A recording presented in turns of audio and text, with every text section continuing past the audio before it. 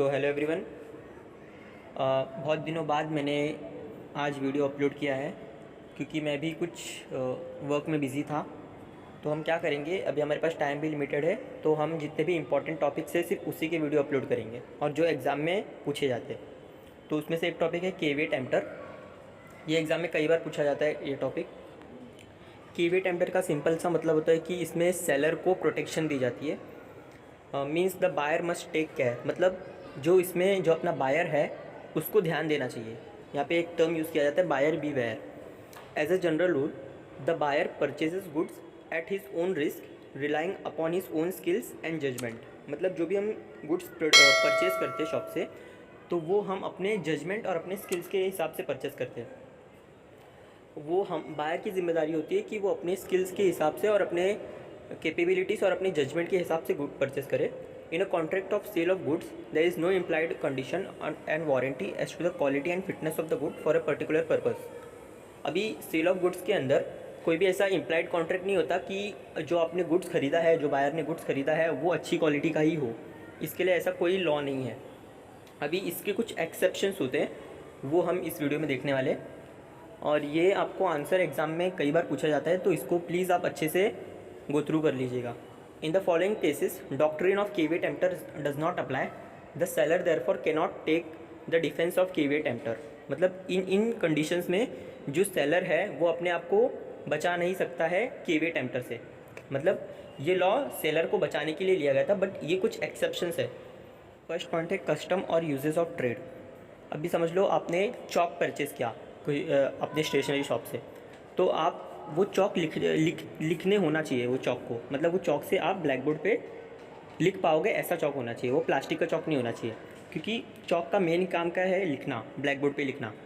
तो अगर आपने ऐसे सेलर के पास अप्रोच किया है, आपने उसको सेलर को बोला है कि मुझे चॉक चाहिए जो बोर्ड पे लिखता हो, और सेलर आपको प्लास्टिक का चॉक देता है, तो वो उस केस में वो वॉइड हो जाएगा। उसमें सेलर अपना केवीए टेम्पटर का सहारा नहीं ले सकता है, क्योंकि आप गए थे स्टेशनरी वाले शॉप की पे। तो वो स्टेशनरी वाले शॉप का क्या कस्टम्स है और क्या यूसेज है कि वो लिखने वाला चॉक बेचे, ना कि प्लास्टिक वाला। सेकेंड पॉइंट है fraud. Where the seller is guilty of fraud, where the seller obtain the consent of the buyer by इधर concealing the defect in the goods or by false statement in order to deceive the buyer. मतलब जबकि seller ने आपका जो consent है वो या तो धोखे से लिया हो, तो वो कंडीशन में भी आपका जो कंसेंट है वो आप उसको बाद में वॉइड कर सकते हो। हमने पहले पढ़ा था वॉइड कॉन्ट्रैक्ट, वॉइडेबल कॉन्ट्रैक्ट, तो ये कॉन्ट्रैक्ट वॉइडेबल हो जाएगा जब जो कंडीशन में सेलर ने आपका कंसेंट धोखे से लिया हो, या फिर आपके गुड्स में जो भी फ्रॉड और जो भी डिफेक्ट हो उसको छुपा के लिया हो। नेक्स्ट पॉइंट है for specific purpose, where the buyer make it known to the seller the purpose for which he required the goods.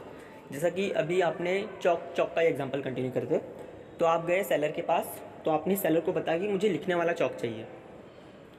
तो आपने सेलर को पहले ही बता दिया है उसका कंडीशन, आपने उसको कंडीशन बता दिए पहले से ही कि मुझे किस चीज़ के लिए चॉक चाहिए। The buyer relies on the seller skills और judgement.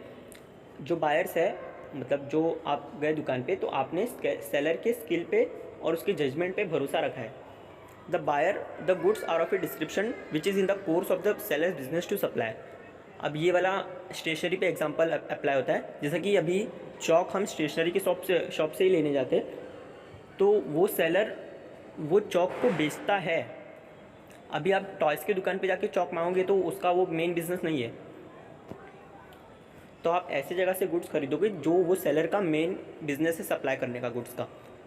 There is an implied condition that the goods shall be reasonably fit for such purpose. और जो आपको चॉक मिला है वो काम करना चाहिए।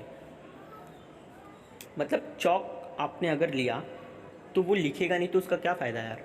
तो वो जो आपने गुड्स लिया है वो इम्प्लाइड कंडीशन है कि वो लिखने आता होना चाहिए वो चॉक। अब यहाँ पे एक केस लॉ दिया है, वो आप फटाफट रीड कर लेना। हम नेक्स्ट पॉइंट फटाफट देखते हैं क्योंकि हमको और भी टॉपिक्स कवर अप कर रहे हैं। नेक्स्ट पॉइंट है merchantable quality, means commercially saleable quality, where the sale is by description. मतलब जब सेल किया गया हो तो वो पहले ही बता के किया गया हो कि मतलब ये गुड्स ऐसा है। The buyer purchase the goods from the seller who deals in the goods of that description. Buyer ने गुड्स परचेस किया हो सेलर से जो कि उसी टाइप के गुड्स में डील करता हो, जैसे कि स्टेशनरी वाला चौक, लिखने वाले चौक में डील्स करता है। There is an implied condition that the goods are be of merchantable quality. और ये इम्प्लाइड कंडीशन होता ही है कि गुड्स जो भी है वो मर्केंटेबल क्वालिटी, मर्केंटेबल मतलब जिसको बाय और सेल किया जा सके, और वो जो पर्टिकुलर चीज़ के लिए आपने गुड्स को लिया है वो उसका काम करना चाहिए। यहाँ पे एक केस लॉ दिया है Jackson versus Rotex motor car का। ये केस लॉ बता देता हूँ तो आपको अच्छे से समझ जाएगा। यहाँ पे क्या था, एक पर्सन ने, जैक्सन ने मोटर हॉर्न्स ऑर्डर किया रोटेक्स मोटरसाइकिल एंड कंपनी से। तो वो हॉर्न्स जो थे वो डिफेक्टिव थे। तो अभी यहाँ पे सेलर केवी टेम्पटर का सहारा नहीं ले सकता है, क्योंकि वो जो हॉर्न्स थे उसका मेन काम क्या है कि वो बजना चाहिए। अभी वो बज ही नहीं रहा था, तो वो हॉर्न्स को लेके क्या करेगा।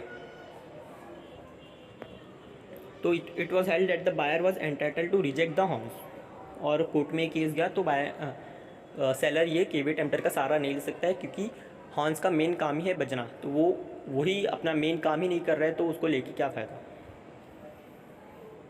नेक्स्ट पॉइंट है express condition and warranty. In the absence of the implied condition और वारंटी एज टू क्वालिटी और fitness of the goods, buyer can always protect himself by express terms as to quality and fitness in the contract itself. अगर implied condition नहीं है quality और fitness of the goods में, तो जो आपका buyer है वो प्रोटेक्शन ले सकता है किसका, कॉन्ट्रैक्ट के अंदर का। मतलब जब बायर और सेलर के बीच में जो कॉन्ट्रैक्ट बना हुआ रहता है, तो वो टाइम पे वो बोलना चाहिए कि मुझे लिखने वाला चौक चाहिए जो लिखता हो, तो वो टाइम पे वो उसका सहारा ले सकता है एक्सप्रेस कंडीशन, क्योंकि आपने चौक मांगा है तो चौक लिखने वाला ही होता है। अभी सेलर आपको ऐसे प्लास्टिक का चौक नहीं दे सकता है। Summary of the law relating to the implied condition and warranty. The breach of a condition give rise to a claim to the treat the contract as a repudiated or broken as to reject the goods. अगर breach of a condition हुआ तो जो अपना buyer है वो क्या कर सकता है, क्लेम कर सकता है कॉन्ट्रैक्ट को, claim to treat the contract as repudiated or broken and reject the goods. अगर ब्रीच ऑफ ए कॉन्ट्रैक्ट हुआ तो सेलर जो बायर है वो गुड्स को रिजेक्ट कर सकता है, और ब्रीच ऑफ ए वारंटी हुआ तो वो जो गुड्स का जो डैमेजेस हुआ है उसके लिए वो क्लेम कर सकता है। नेक्स्ट है the buyer may waive a condition to be fulfilled by the seller, after waiver he can not reject the goods. मतलब बायर सेलर को बताना चाहिए कि मुझे ये चीज़ चाहिए, और वो कंडीशन सेलर फुलफिल करने के बाद बायर गुड्स को रिजेक्ट नहीं कर सकता है। The buyer may elect to treat the breach of a condition as to breach of a warranty.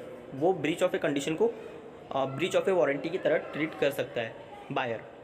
N express warranty or condition does not negative a warranty or condition implied by the act. ये जो caveat emptor है, इसके आप जो head points है उसके अंदर जो भी कंडीशन दिए हुए आप 3 to 4 भी लिखे हुए तो भी इनफ है, और आप ये टॉपिक को एग्ज़ाम में छोड़ के मत जाना। सो आज हमने ये important topic caveat emptor complete किया। अभी नेक्स्ट वीडियो में हम फटाफट और इंपॉर्टेंट टॉपिक्स जो भी एग्ज़ाम में पूछे जाते हैं वो हम कंप्लीट करेंगे। तब तक के लिए stay tuned, keep learning and all the best for your exams.